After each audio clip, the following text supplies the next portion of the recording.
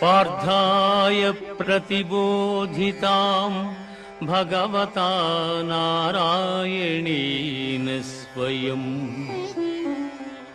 व्यासेन ग्रथितां पुराणमुनिना मध्ये महाभारतम् अद्वैतामृतवर्षिणीं भगवतीम् अष्टादशाध्यायिनीम् अम्बा त्वामनुसन्दधामि भगवद्गीते भवद्वेषिणीं भगवद्गीते भवद्वेषिणी। భగవద్గీత మహాభారతము యొక్క సమగ్ర సారాంశము.